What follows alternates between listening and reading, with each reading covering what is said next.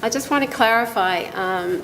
We had this discussion actually just before coming in here with Richard about behavioral economics. And what I'm going to talk about today is really something that is not in the classical definition of behavioral economics, but rather talk about language and the effect of using language when you dig deeper and understand people's unconscious motivations. So I'm not going to talk about the constructs of behavioral economics, but rather, again, thinking about language of influence, language that persuades and motivates people to behave in a certain way. What I will talk today about is we've done multiple studies with Pulse Canada and the American Pulse Association, and I will use one of those particular insights work that we've done and how we use that to provide input to a launch campaign that they initiated in 2016. So just in way of background, the pulse industry developed a global pulse brand in 2015 to promote pulse crops to consumers, food industry, governments, and other stakeholders around the world. The UN declared 2016 the International Year of the Pulses. So the opportunity, as perceived by both Pulse Canada and the American Pulse Association, was to take pulses from being a quiet, humble food to a superfood, as well as to engage people to consume pulse-centric products, assisting them towards a healthier and nutritious lifestyle.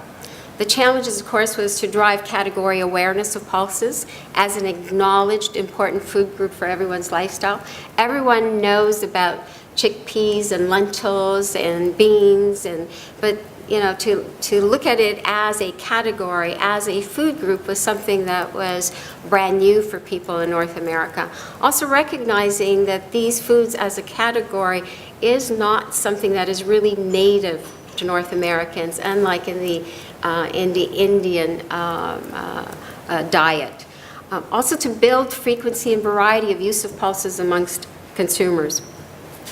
The market strategy by Pulse Canada and the American Pulse Association was to leverage the attention focused on the International Year of Pulses 2016 and launch a digital promotional campaign of pulses. Initially, the focus was just targeted to millennials in the US because of limited budgets and dollars. And deciding to focus on digital communications, the thinking was that millennials are the ones who are more native to this use of social media, and so let's target and start with there. As a result, actually, as we've been moving forward, we've seen another phenomenon that it's actually not just the millennials, and we've seen baby boomers engage more and more. So the deliverable in terms of a long-term goal for these organizations was really for us, our organization, to help provide a new lens into the consumer mindset. Specifically, what drives consumers' behaviors or holds them back to consuming pulses? How do people successfully shift deeply ingrained behaviors? We know, and not just in the food category, but across industry, that there is this paradox of what people say versus what people do. In fact, I always say that I never believe what people tell me. I always look at what people do, and not just in terms of observational behaviors, but also in terms of nonverbal language, how they, actions in terms of a gesture, in terms of just a glance, a look. All of these are clues and cues in terms of what are they thinking that they're not overtly saying. One of the things that we do as well is take a look at what are people actually saying and how are people manifesting it in a nonverbal way. Is there congruency or incongruency? That's how deep we go and to try to understand what are really their motivations. What's the criteria, the beliefs, the attitudes, the trade-offs that are contributing to consumers' choices of the Pulse products? And what we know is that it does vary by occasion. One of the issues, for example, that I have with behavioral economics is that it's very single decision driven and very single context driven. And that's an issue, especially when you're trying to make bigger shifts in behaviors and behaviors that will be sustained over long term. How do senses, and what I mean by senses is all the sensory modalities, how do they impact our decisions? Odors, flavors, multisensory stimuli, how does it physiologically impact satiety, their hunger cycle?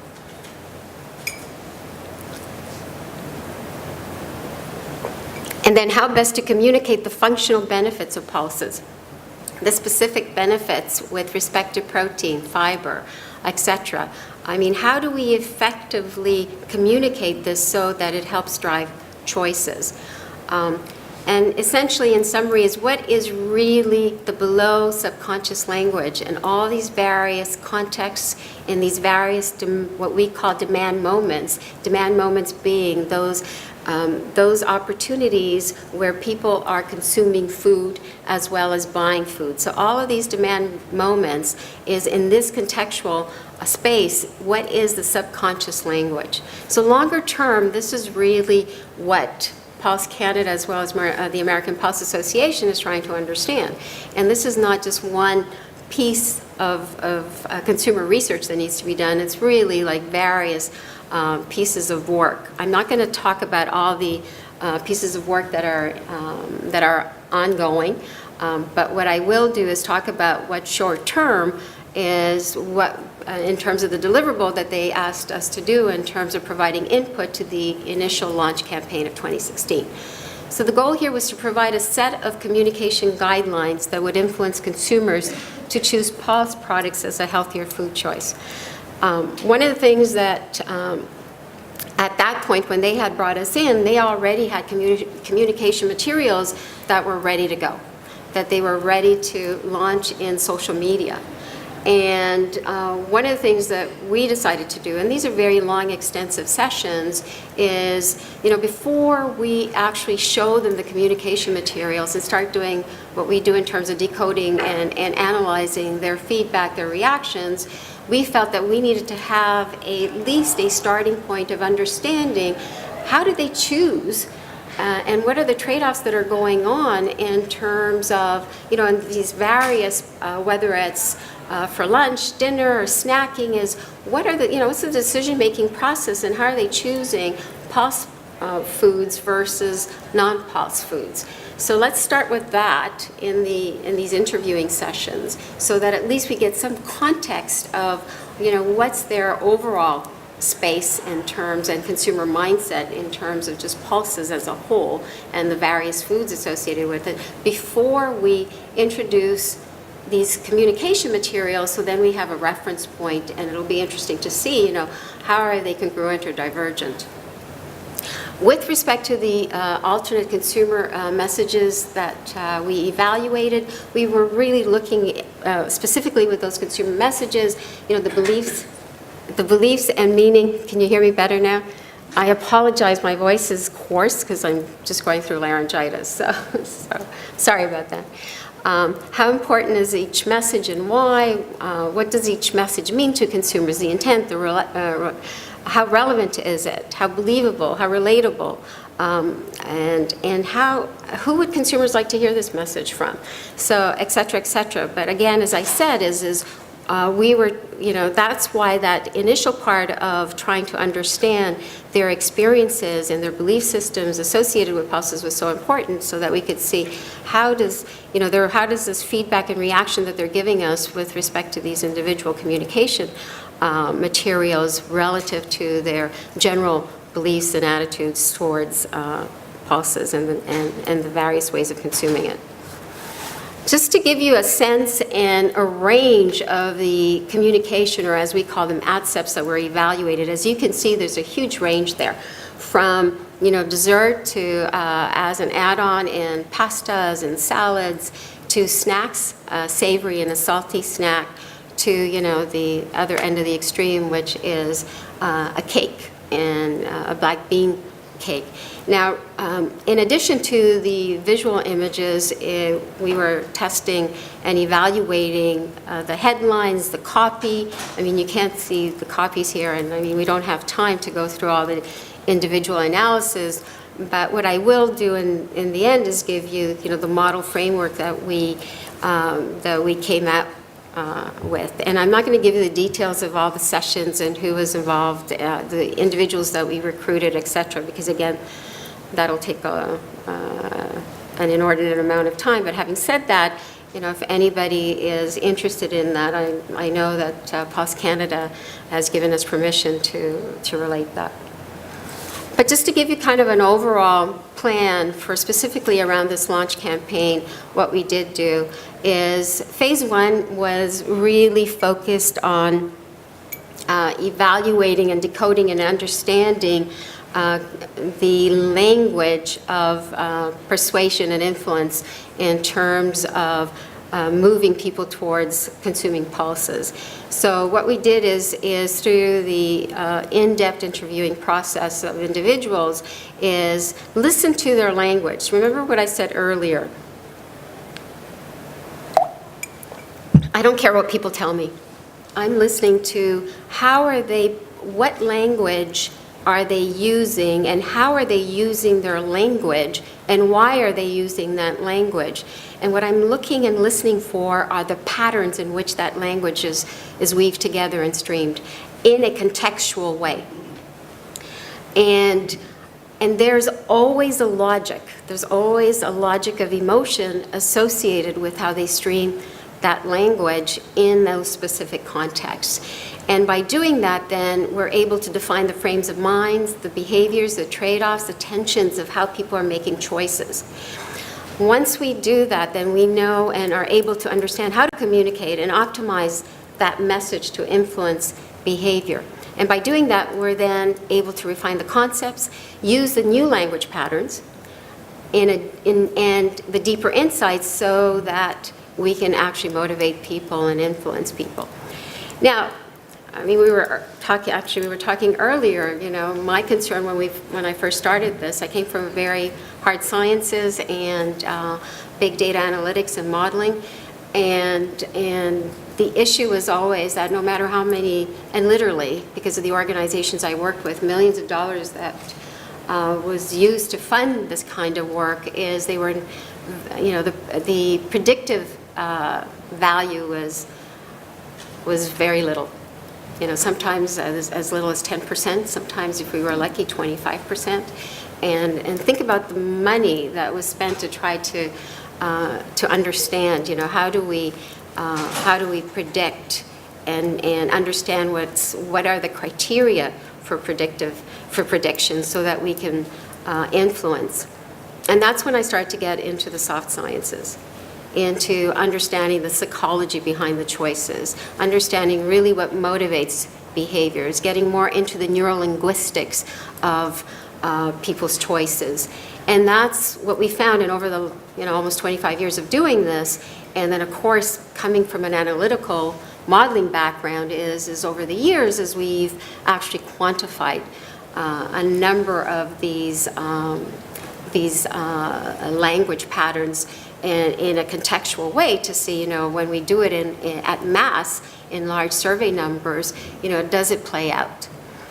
The good news is, yes, it does play out. The bad news is that you have to really use it judiciously. And what I mean by that is I'm always concerned about how to use it to influence in a positive way and not in a negative way. So as a result of that, there were industries and corporations I wouldn't work with, just because I would feel that I would be contributing. And it's not a right or wrong, but it was just a stance to, I'm not going to motivate people to do behaviors that I don't want to, that I don't feel comfortable motivating in. So I'm not going to sell cigarettes. And, but we were involved a lot in the work of smoking cessation with the Nicorette and Nicoderm, where we actually helped develop the CQ program, the Committed Quitters program. So there is really incredible and wonderful ways of using this, but there's also the what I call the shadow side of using this understanding. So I'll leave it with that. And I think, Richard, you said, it's really important to understand people's consumers' preferences, and understanding, if they're choosing the chocolate versus the apple, understand how are they rewarding themselves? What's the purpose of that reward? choosing the apple is not always the right thing for that individual in that particular context. And that's why we have to understand, what's the context of that choice that's being made. And I will wager to say, because we've done a lot of work in the healthy eating living space, that if you are punitive and if you motivate people always to do the healthy choice, there's a backlash that happens. And that's when sometimes what we've seen is in some of the obesity work that we do is where you get the binge eating and you get, people compensate and they have different ways of being mindful. I'm not into, this is why the more, and our work is really trying to understand that unconscious mindset and mirroring what is comfortable to the individual's situation. So mirroring back what's innate in their decision making, not pushing them towards one or the other, but what is comfortable that in making those choices that they are in a trusting, we're building a trusting rapport so that we're actually moving them towards something that they wanted to do anyways. So just in a very high level overview, because I'm not going to sit here and it would take days to, I feel so constrained because I typically walk around, but I have to stay stuck here.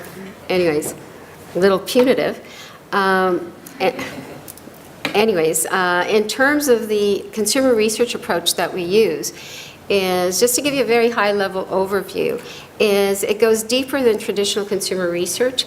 And again, traditional consumer research is not bad, it's good. Every piece of research is good because there's a new learning, there's something that it gives us. But it's not just understanding the what, not understanding just the conscious, the content, the message, the features, what people are thinking, the descriptions, the rationalizations and the rational logic. But understanding the why and the how, as I said before. Because the right language and the right cues will not make a person choose something that they don't want to choose. Because remember, this comes from their individual perspective, their individual motivation. So because we are mirroring and reflecting that, we're trying to find, where in that decision that is quote unquote that society thinks is good for them, where is it housed in them that they are feeling comfortable, and how do we mirror it back so that they're feeling good about themselves and they're not feeling that somebody else is making the decision for themselves.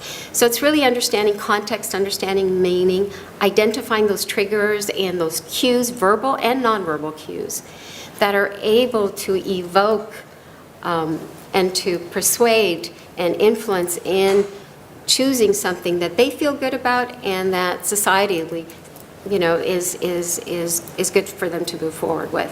It's really understanding what's the logic of emotion that's underneath that decision making.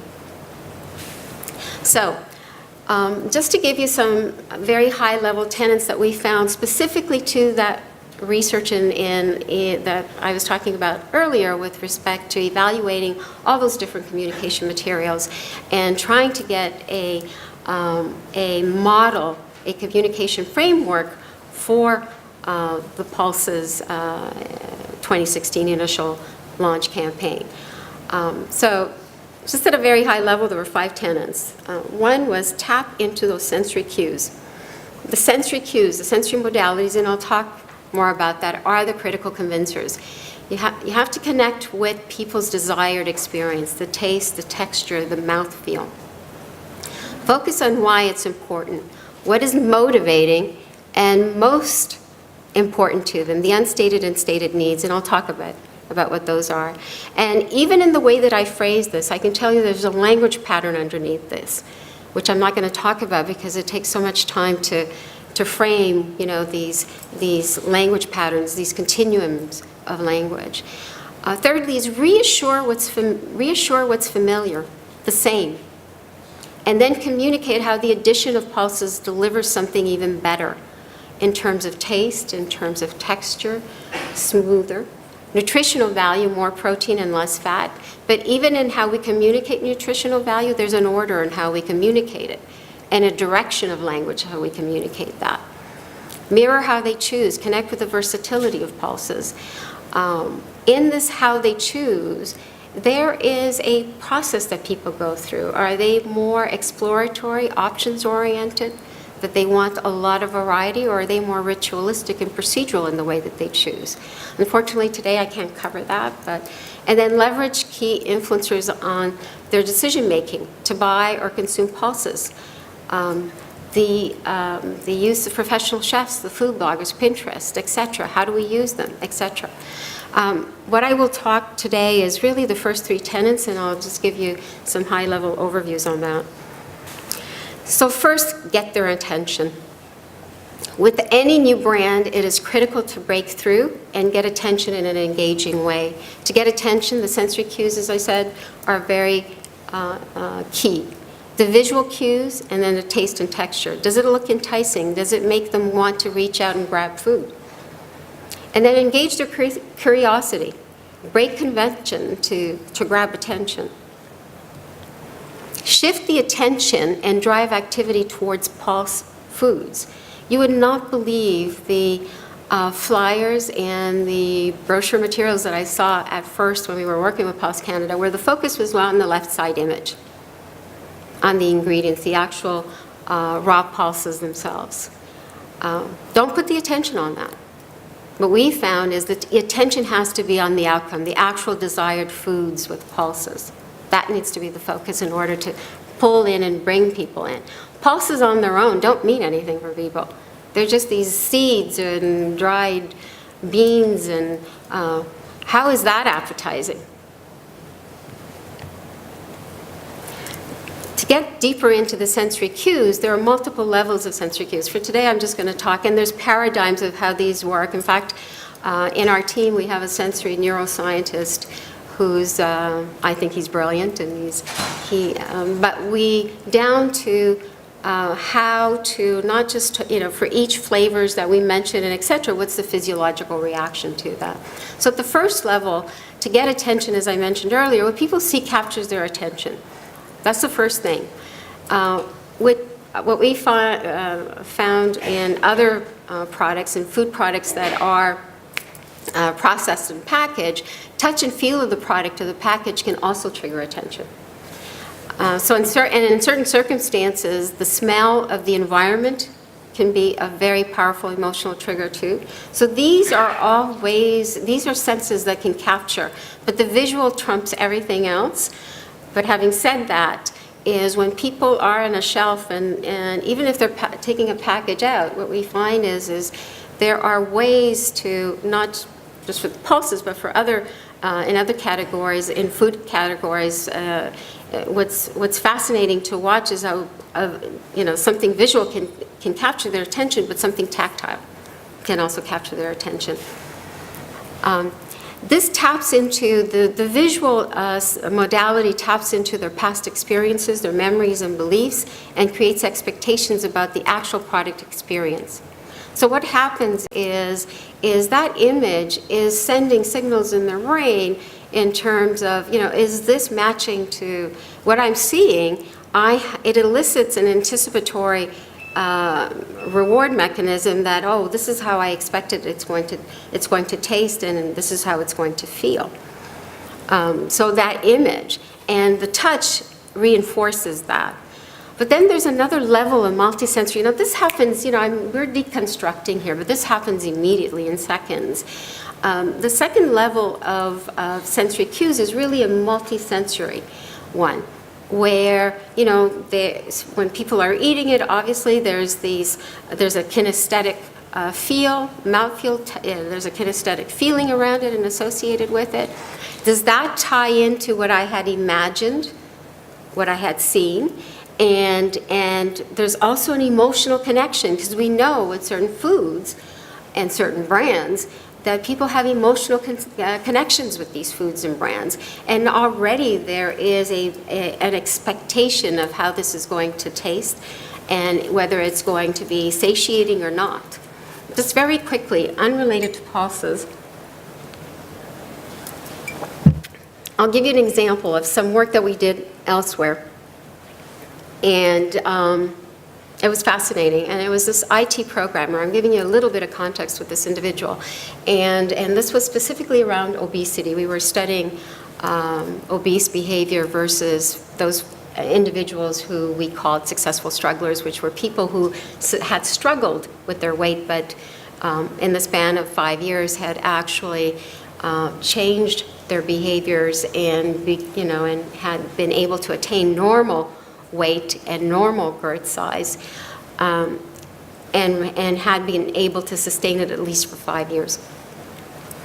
And this IT individual was somebody who was obese, not morbidly obese, but just obese, and very intelligent woman, and had been yo-yo struggling, dieting, et cetera, and she went on to describe, because this was multiple interviews, and in this particular interview, it was a 4.5 interview after doing some ethnography with her and et cetera. So I'm giving you some context here. Is I said to her, well, tell me when you're doing, like what you've called, because she called mindless eating, versus, when you're not doing that. I'm going to use the word mindful. She did not use that word. But what was interesting, she went on to talk about the context of when she had a complex problem to solve, that she couldn't solve, and that she was working on, is she said, I said, well, what do you do? She says, oh, I get up, then I come back on my desk. She says, and I start eating candy. And I said, well, what kind of candy? She says, chocolates. She says, those Hershey Kisses? She says, bag full. And she says, and I can continue. I says, well, how does that? She says, well, it's interesting, but I just keep eating. She says, I don't even think about it. I says, well, do you end up resolving your problem? She says, well, it gives me a change in my state of mind. It distracts me. It takes me away from my, the problem that I'm dealing with, and it gives me space to look at the problem in a different way. She could not, though, articulate anything about the experience, the sensorial experience associated with that Hershey Kisses chocolate. And then she said to me, I said, well, talking and thinking about chocolates, is there any other types of chocolate? Oh, she says, I've changed. She says, I've started to change my way because I was realizing that I was eating bag loads of chocolates. And she says, apparently somebody had intervened, so there was an interruption in her usual routine, had given her this wonderful box of truffles. I said, well, tell me about that experience. And she could describe that chocolate experience in such detail.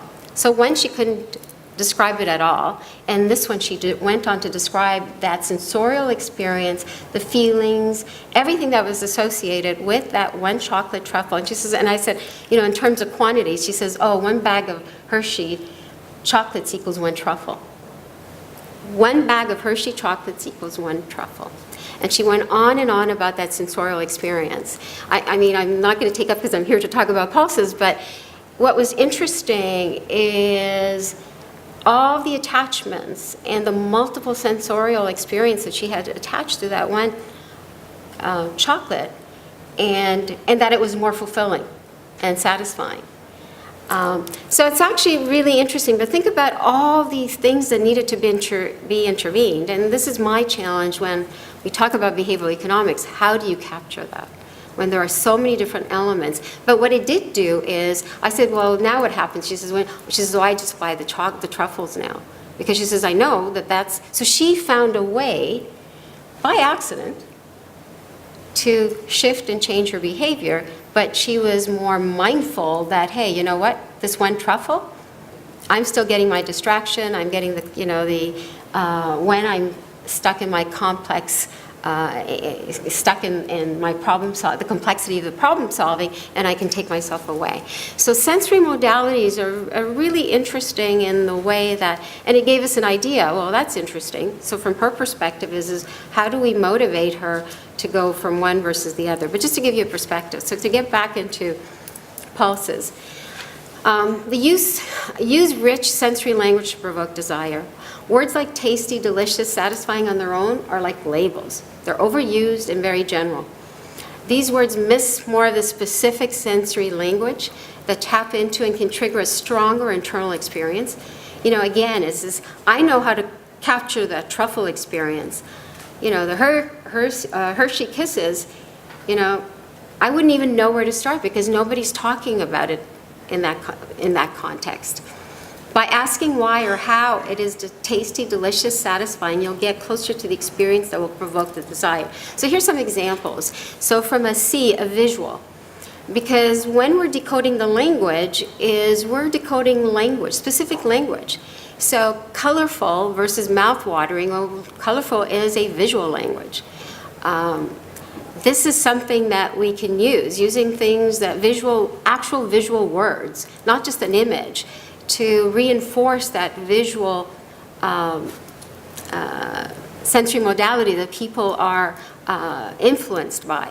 The taste, savory, spicy, hearty, sweet, not just delicious. Like, I mean, delicious is, what does that mean? Think about when I say something delicious, you'll each go on into your own world. But if I start to be more specific and use the intensity of that sensorial modality, I mean, you can start really framing something that is more inspiring and evoking, and on and on. Engage their curiosity. Try a play on words. Add an element of surprise. Marketing, advertisers are really clever that way. And we're saying is well, we can be clever and actually engage people to pull them in, not push them into trial. Invite them in a conversational style or question. What has twice as much protein as quinoa? Oh, that's interesting. You know, so you're starting to tap into something in their system, in their brain, in terms of how they think in, you know, am I reacting to this, or am I going to be proactive about taking this type of behavior? So it's about engaging curiosity. Communicate the critical drivers of consumption. So what we found in terms of the functional benefits that were really important to people with pulse foods was taste, first and foremost, ease, and then nutrition. So with taste provokes desire, you know, and taste provokes desire. It's a price of entry. We know that. If it doesn't taste good, well, forget it. Well, having said that, though, it's interesting because in some of the fast food categories, what we found, particularly in some of the healthy eating and living work, what we found is people don't even, just like the Hershey Kisses example that I was showing you, is they don't even remember what the taste is. As long as it's not repellent, you know, they'll just keep eating. So taste is actually one that we can argue about, but you know, the more we can make it flavorful, savory, in this case with pulses, roasted and hearty, the versatility of its taste. The idea is how to best trigger a gustatory response. With pulses, one of the things is there's a limiting belief system that was associated with it, that it takes so much time and effort, I don't know how to cook these things, from, you know, the dry packaged kinds of pulses. And accessibility, some people didn't even know where to find them. And versatility was really important in terms of using it as a meal or a snack, hot, cold, handy, to have it on hand. You know, the more convenient it is in terms of accessibility, the easier it is.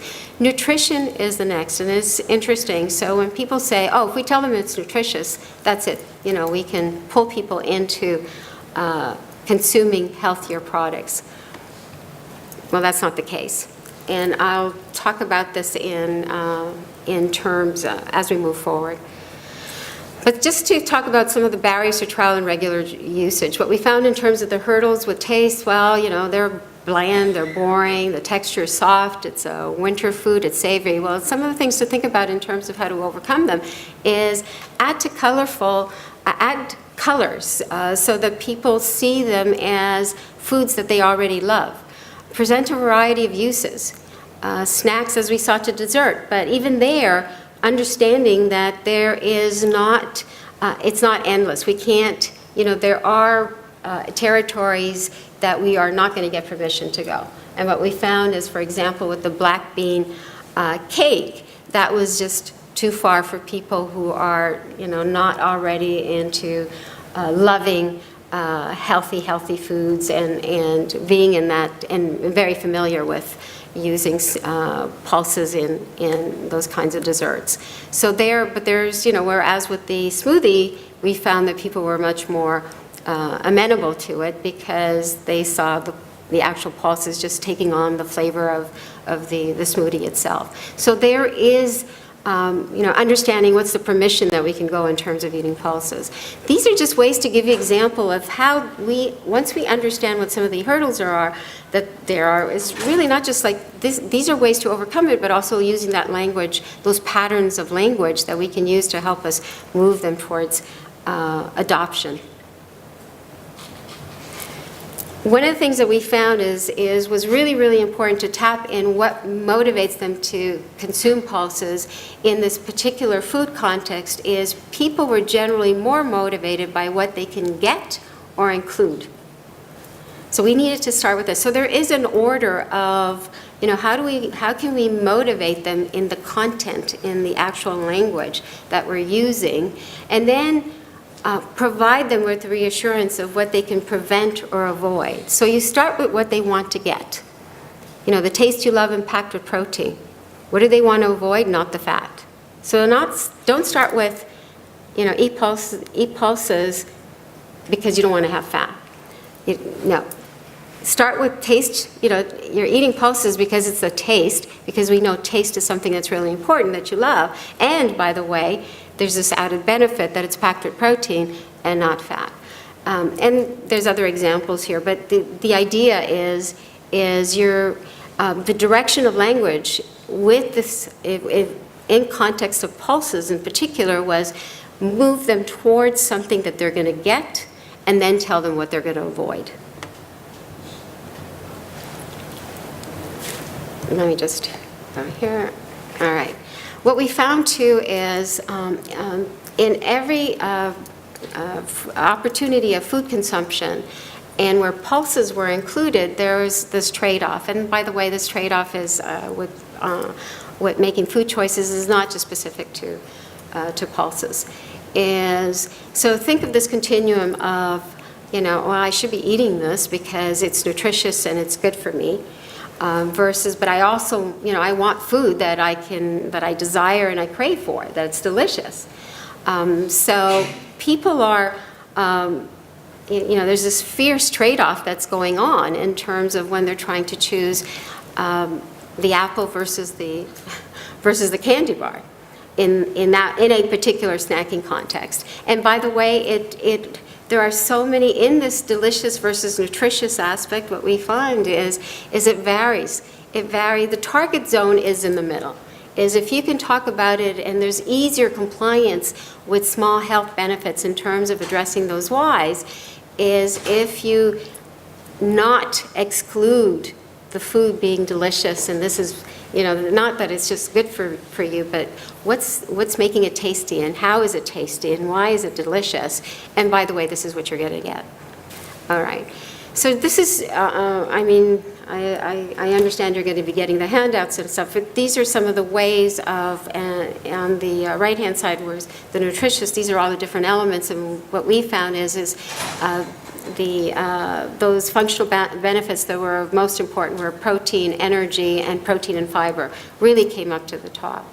So in talking about pulse food products, it was really important, as I said, first and foremost to always talk about the deliciousness of it, and then this is, the added benefit was the nutritious aspect.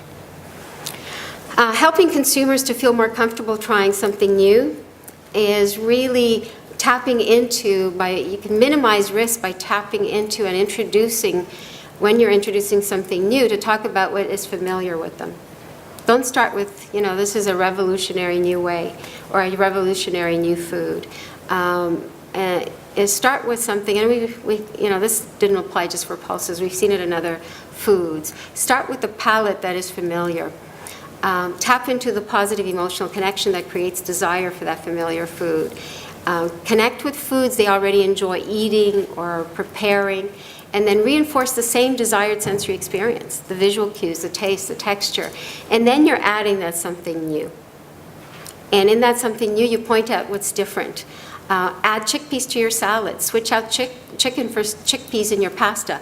What we're doing there is actually using comparative language in a way that is more building more trust and rapport because it's coming from a place of familiarity with the twist.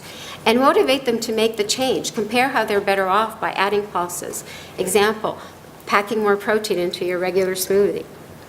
Here's an example of how you could invite people to explore new ways of using pulses they already eat. Start with what people love, mashed potatoes. Then you add and you show how easily it is to add another food that they love, hummus, to make it better. So it's a double whammy there. So you're using use recipes from a variety of food sites to allow people to explore beyond the pulses site. So the communication framework, just to summarize, is the model, get attention. The image dominates and captures attention. We have to anchor the visual and engage the attention. You have to connect it closely. The model headline has to be connected closely with the visual. If it's disconnected, people disengage. Few words, people scan, you catch their attention in an instant. Don't make them think too hard. Make it personal and engaging. Pique their curiosity. Start a conversation. Connect with hot buttons associated with beliefs around eating healthier and a satisfying eating experience. Choose a font that has energy, style, that's not bland. The model copy, provide the benefits and the reason to believe. Here are some of the tenets in terms of the model copy. Provoke thought and curiosity, state something surprising.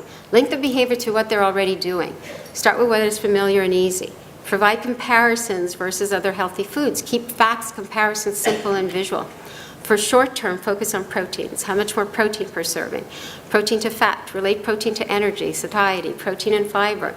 If you look at the right-hand side, here's an example. Adding protein to your day is easier than ever. What food has twice the iron of chicken, twice the protein of quinoa, and as much potassium as a banana?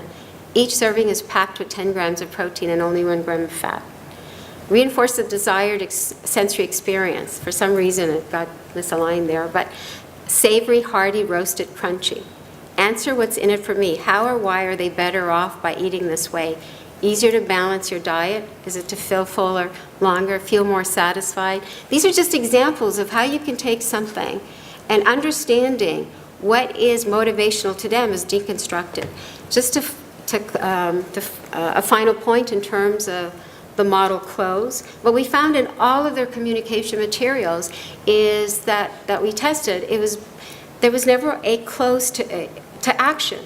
It was all about information, more information, and put in a form of a statement. Rather, what we suggested was provide a clear call to action and link to the Pulse logo in order to get people to shift from a thinking, considering mode to a doing mode. So for example, to see for yourself how easily it is to add pulses to foods you love. Go to blah, blah, blah. There was never a call to action. There was just more statement. And so people are still using it as an information and a considering point and putting them more in a reactive mode. Versus, we've already put them in and have tapped into so many different levels of motivations. Here's now another opportunity to actually help lead them towards taking some action. And I leave it at that.